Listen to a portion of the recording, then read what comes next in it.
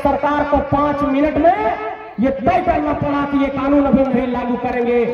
ठीक उसी तरीके से एक दिन ये तय करिए कि पूरे झारखंड का कोयला बंद होगा, पूरे झारखंड का बालू बंद होगा, पूरे झारखंड का बिजली बंद होगा और हमारे राज्य से एक भी चक्का बाहर नहीं जाने देंगे, एक भी ट्रेन बाहर नहीं जाने देंगे।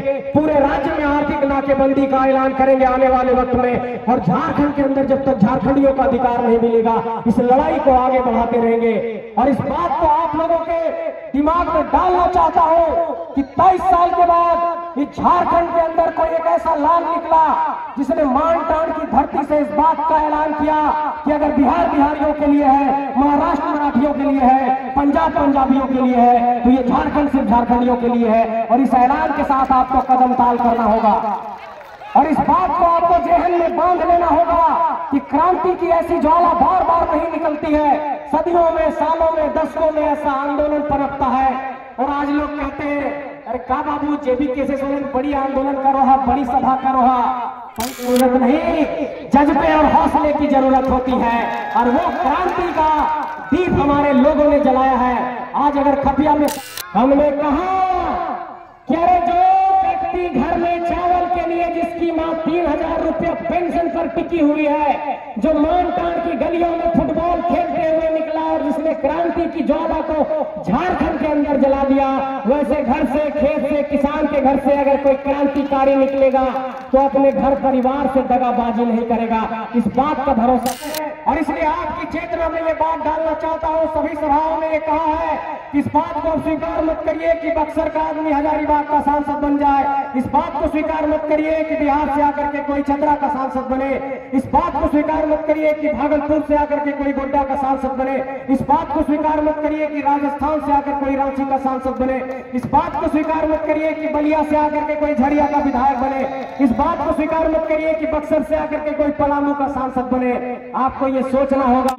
इसलिए अगर आदिवासी समाज के यहाँ लोग हैं, उन लोगों को भी ये संदेश देना चाहता हूँ कि सरना धर्म कोड की मांग आपके पहचान की मांग है और स्थानीय नीति पूरे तौर पर झारखंडियों की पहचान की मांग है। इन सभी 27 साल से हम इन्हीं ऐसे देख रहे हैं बहुत, अर्जुन मुंडा, मधु कोड़ा, शिबू सोरेन, हेमंत सोरेन, रघुवर दास, तो तोहनियों कहीं ऐसे ना हो जो कि तोहनियों धोखा दे दे झारखंडी के। हमने कहा ठीक है, बताते हैं आप लोगों को। आप लोगों ने अगर चुनौती दिया है तो रांची के टाटी सिलवे में 1-1.5 लाख की भीड़ आई, हजारीबाग में 1 लाख की भीड़ आई, जामताड़ा में 70-80 हजार की भीड़ आई, चतरा में 50 हजार की भीड़ आई और तमाम तो सरकार को 5 मिनट में ये तय करना पड़ा कि ये कानून अभी नहीं लागू करेंगे।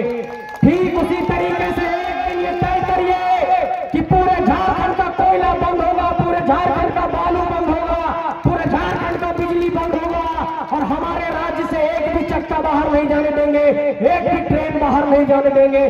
पूरे राज्य में आर्थिक नाकेबंदी का ऐलान करेंगे आने वाले वक्त में। और झारखंड के अंदर जब तक झारखंडियों का अधिकार नहीं मिलेगा, इस लड़ाई को आगे बढ़ाते रहेंगे। और इस बात को आप लोगों के दिमाग में डालना चाहता हूं कि 23 साल के बाद इस झारखंड के अंदर कोई एक ऐसा लाल निकला जिसने मान टाण की धरती से इस बात का ऐलान किया कि अगर बिहार बिहारियों के लिए है, महाराष्ट्र मराठियों के लिए है, पंजाब पंजाबियों के लिए है, तो ये झारखंड सिर्फ झारखंडियों के लिए है। और इस ऐलान के साथ आपको कदम ताल करना होगा और इस बात को आपको जेहन में बांध लेना होगा कि क्रांति की ऐसी ज्वाला बार बार नहीं निकलती है। सदियों में, सालों में, दशकों में ऐसा आंदोलन पनपता है।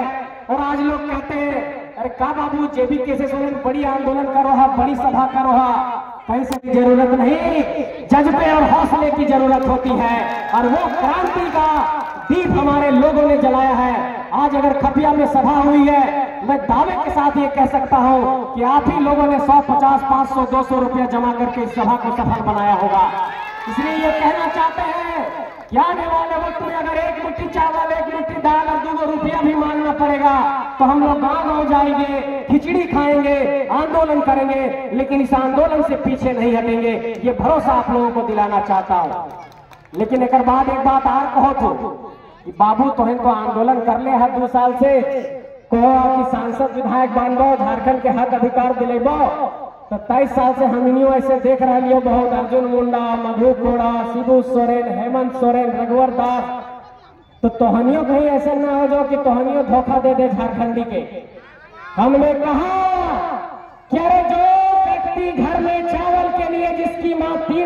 रुपया पेंशन पर टिकी हुई है, जो मानटान की गलियों में फुटबॉल खेलते हुए निकला और जिसने क्रांति की ज्वाला को झारखंड के अंदर जला दिया, वैसे घर से, खेत से, किसान के घर से अगर कोई क्रांतिकारी निकलेगा तो अपने घर परिवार से दगाबाजी नहीं करेगा। इस बात का भरोसा दिलाना चाहता हूं। और अभी मेरे कुछ साथी पूछते हैं, दिल्ली वाले पत्रकार साथी लोग, कि तुम लोग इतना बड़ा आंदोलन करते हो तो इस आंदोलन का दिल्ली में कुछ दिखाई नहीं पड़ता है, इसका क्या कारण है?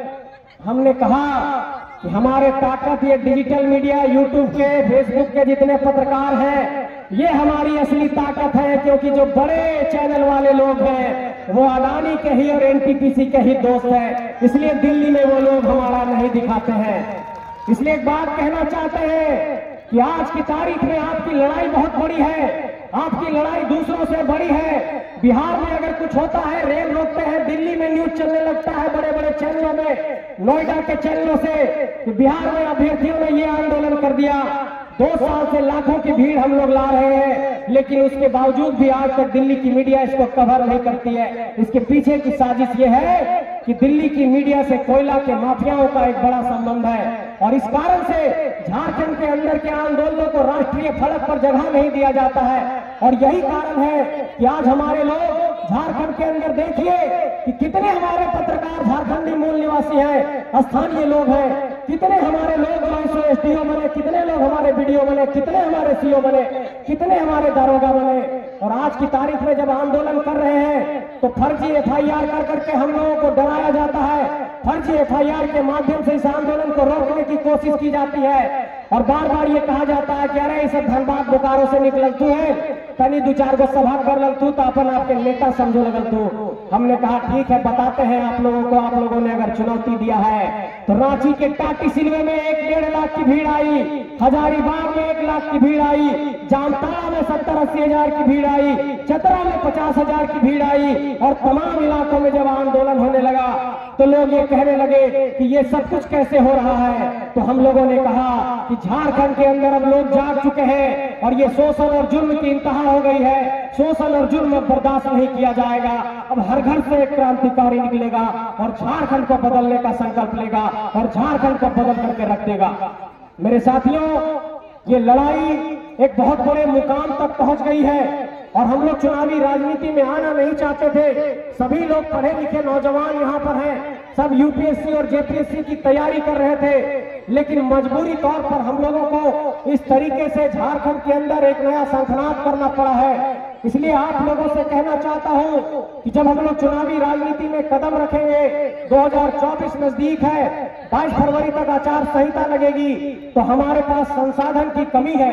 हमारे लोगों के पास कोई बड़ा फॉर्च्यूनर से नहीं आएगा, हमारे लोगों के पास बूथ कमेटी में पैसा बांटने के लिए नहीं होगा, हमारे लोगों के पास बड़ा लंगर चलाने के लिए पैसा नहीं होगा, हमारे लोगों के पास बड़ा पोस्टर बैनर के लिए पैसा नहीं होगा। हमारे लोगों के पास सिर्फ एक है, वो विचारधारा की ताकत है, वो झारखंडियत की भावना है, और इसी बुनियाद पर आप लोगों को मदद करना होगा।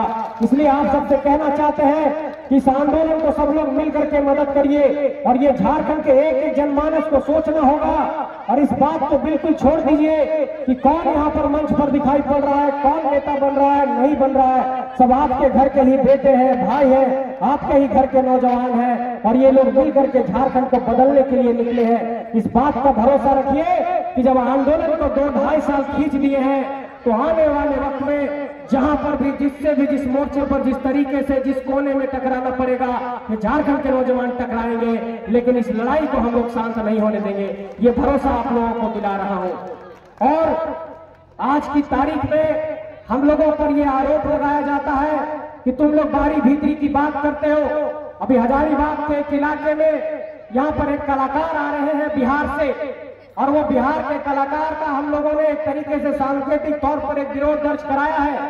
लेकिन ये सरकार को कहना चाहता हूं कि सरकार का, आप देखते होंगे कि कला, संस्कृति, खेल कूद एवं युवा कार्य विभाग का एक मंत्रालय होता है।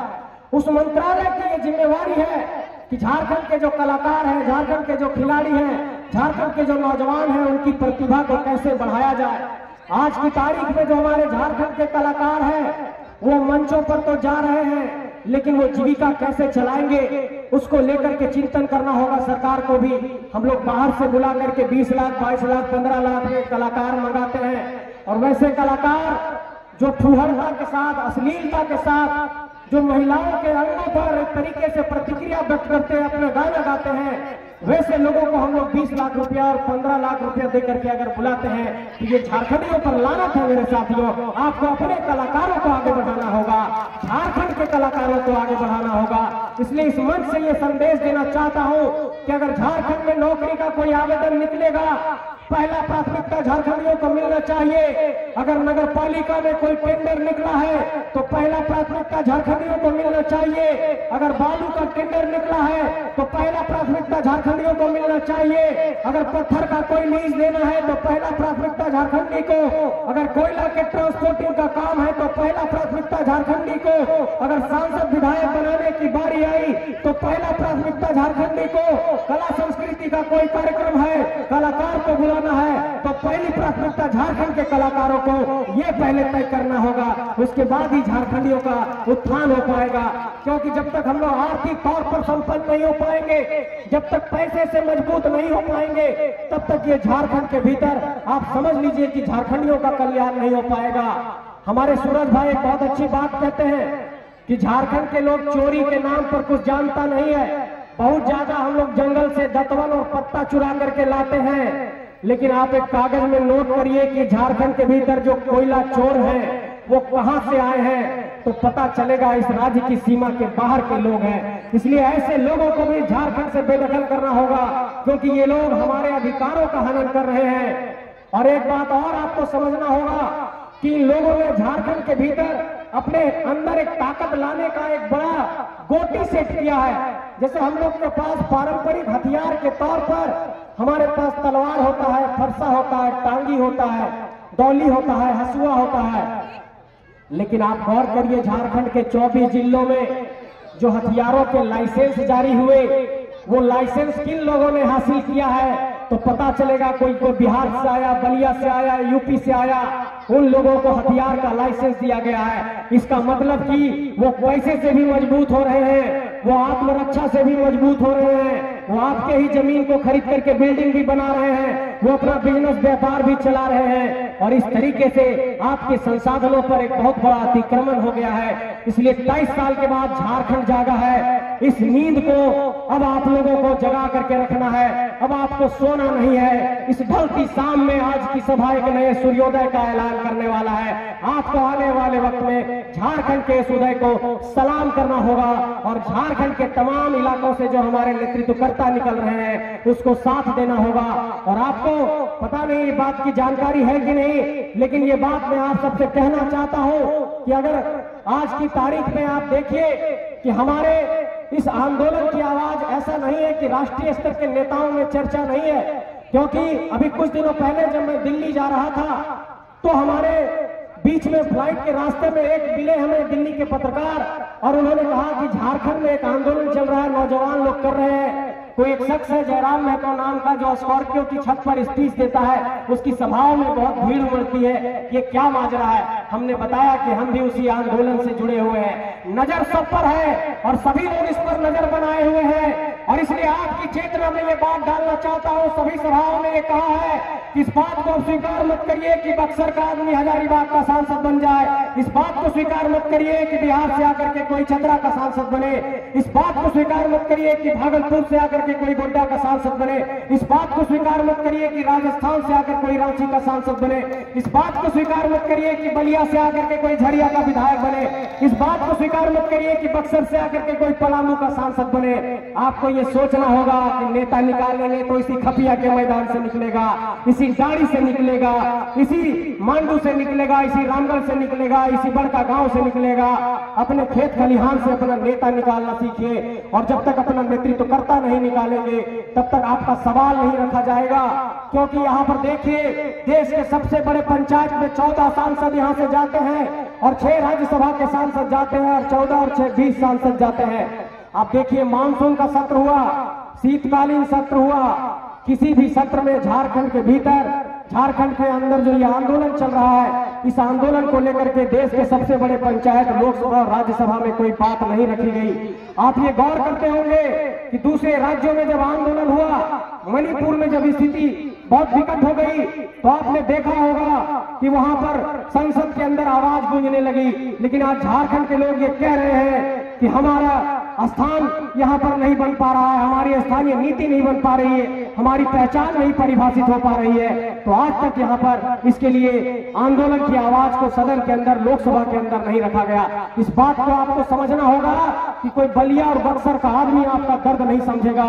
कि झारखंड को बनाने के लिए इसी खपिया से आंदोलनकारी निकले थे, इसी दाढ़ी से आंदोलनकारी निकले थे, और उन लोगों ने जाकर के सड़कों पर लाठियां खाई है, तब ये झारखंड राज्य बना है। इसलिए कहना चाहता हूं कि चाहे वो आदिवासियों के सरना धर्म कोड की मांग हो, चाहे वो 17 करोड़ आदिवासियों को लेकर के लगातार आप ये बात सुनते होंगे कि सरना धर्म कोड की वो मांग कर रहे हैं, और ये बात वो कह रहे हैं कि हमें अपनी आइडेंटिटी देनी होगी। इसलिए अगर आदिवासी समाज के यहाँ लोग हैं, उन लोगों को भी ये संदेश देना चाहता हूं कि सरना धर्म कोड की मांग आपके पहचान की मांग है, और स्थानीय नीति पूरे तौर पर झारखंडियों की पहचान की मांग है। इन सभी मांगों के साथ हम लोग खड़े हैं। तो लास्ट में आप लोगों को एक बात जहन में, अंत में ये डाल देना चाहता हूं कि जो इस इलाके की मुख्य समस्याएं हैं, मुझे यहाँ पर कुछ लिख करके दिया गया है। मैं चाहूंगा कि इन मुद्दों पर भी सरकार कुछ पहल करे।